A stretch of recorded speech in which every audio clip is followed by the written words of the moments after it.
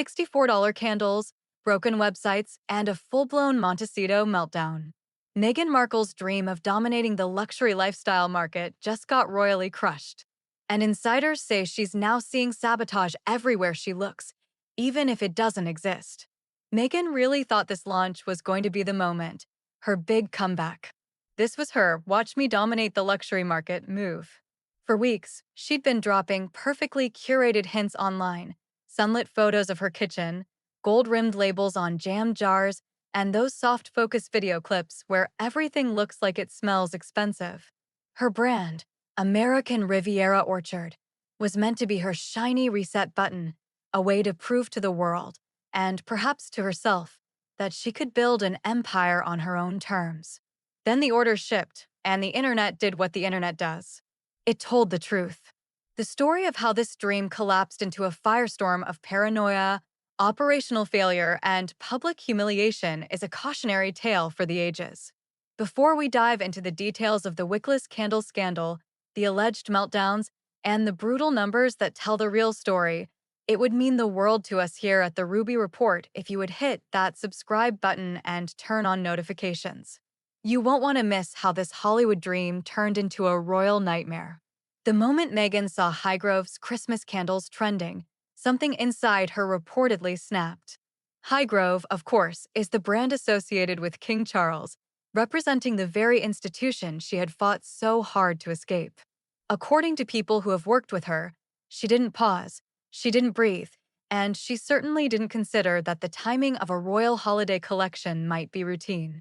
She went straight into full detective mode, except instead of clues, she was powered entirely by emotion and caffeine.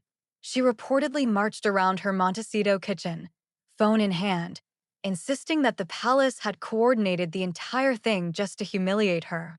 Staff say she was scrolling through social media posts with a tight, furious expression, as if she were gathering evidence for a courtroom drama that only existed in her mind. Every new unboxing video of a Highgrove product seemed to make her more convinced that she was being personally targeted.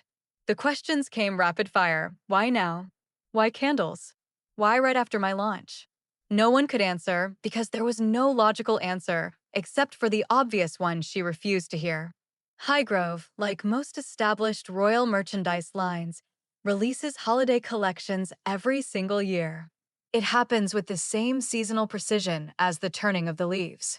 Long before Meghan ever sold a single jar of jam or a wickless candle, royal merchandise had been dropping like clockwork. But trying to explain that to her was apparently pointless.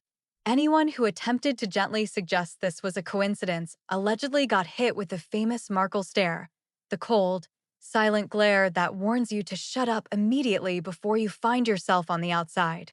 In Meghan's worldview, competition isn't just business, it's a personal betrayal. The idea that the royal family might not actually be thinking about her every second of every day is, to her, unacceptable. So instead of admitting her own launch needed better planning and a more robust strategy, she doubled down on the narrative that the palace was out to get her. And the staff at her Montecito home had to survive the ensuing storm. This mindset is what retail analysts call a fatal flaw. While Meghan was consumed with imagined sabotage, Highgrove was quietly executing a strategy built on heritage and trust. Hype might get you trending for a day, but it's heritage that gets you paid.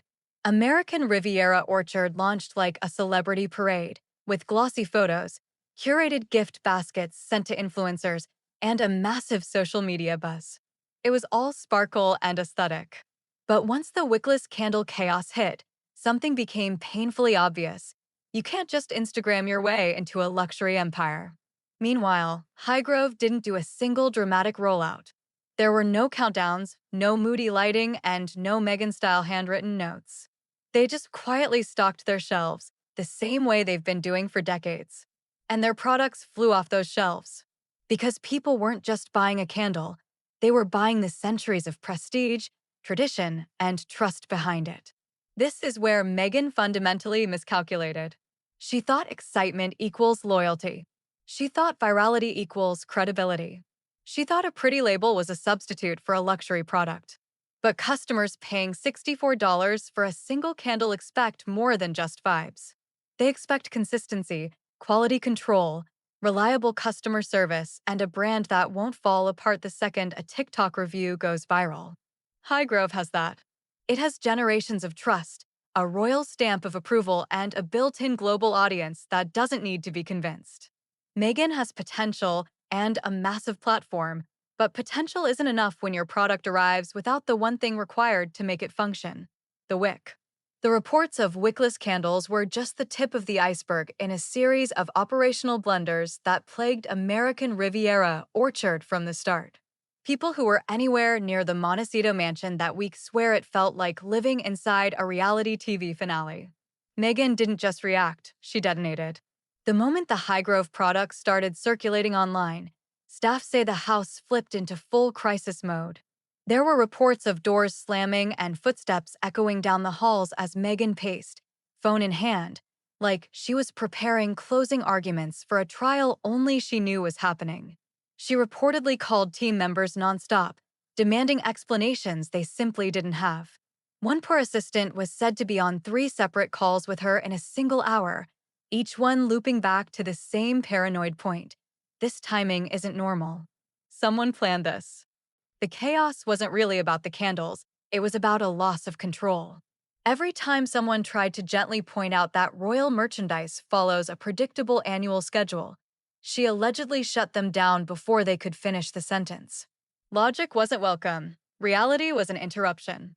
Meghan didn't want facts. She wanted confirmation that her paranoia made sense, and no one on her team dared to challenge her. Insiders claimed that team members exchanged panicked looks across the room, like soldiers communicating silently on a battlefield. When Meghan is spiraling, the safest strategy is survival. Smile, nod, avoid eye contact, and hope she turns her attention to someone else. Behind the Instagram posts and the carefully edited promotional clips, there was something Meghan absolutely could not hide: the numbers. American Riviera Orchard has never released official sales figures, and insiders say that was entirely intentional. The gap between what Meghan thought she launched and how the market actually responded was reportedly so enormous that publishing the real data would have turned her lifestyle brand into a global punchline. While Meghan was still battling the wickless candle memes online, Highgrove's Christmas collection was quietly selling out in multiple regions. Their website traffic spiked, and their restock alerts were piling up. All of this happened without a single influencer dancing with a candle on camera. Meanwhile, the American Riviera Orchard return requests kept growing, even though half the customers allegedly couldn't even figure out how to contact support because the website links kept redirecting to nowhere. What Meghan called luxury craftsmanship, frustrated buyers were calling overpriced chaos. Some customers joked that the packaging survived the delivery better than the product itself. The brand wasn't just failing, it was becoming a joke. If the wickless candle scandal was a warning, Meghan didn't heed it. Instead, it exposed a pattern. American Riviera Orchard was running blind in a market where precision matters. Luxury isn't just about pretty packaging, it's about consistency, trust, and reliability. Those were all glaringly absent.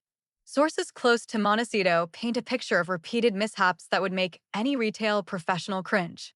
Jars of jam allegedly arrived with textures that couldn't even legally be called jam. A planned wine launch reportedly faced licensing hiccups that could have been avoided with a single phone call to local authorities. Product descriptions on the website didn't match what arrived at the customer's doorstep. Every failure piled on top of the next, and the public spectacle of these mistakes only amplified the perception that American Riviera Orchard was more of a vanity project than a functioning business. By contrast, Highgrove operated like a well-oiled machine. Every product went through rigorous testing, packaging was consistent, and customer service lines actually worked. Generations of trust and established protocols meant that even minor hiccups were absorbed without damaging the brand's reputation. For Meghan, the lesson was brutal. A luxury brand cannot exist on aesthetics alone. And what about Prince Harry?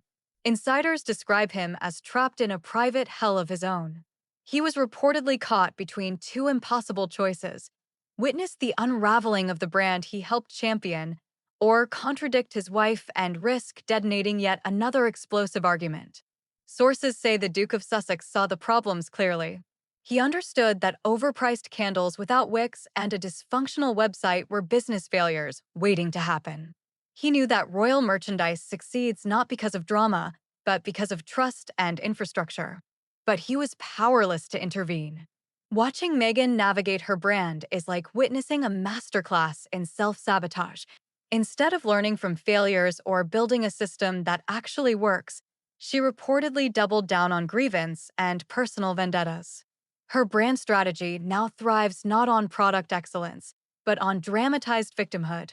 Every misstep becomes proof of deliberate sabotage rather than a lesson in execution. This relentless framing of external blame has created a workplace culture that suffocates constructive feedback. Staff members who attempt to point out operational failures are allegedly dismissed or frozen out. Meetings devolve into echo chambers where validating the sabotage narrative matters more than finding practical solutions.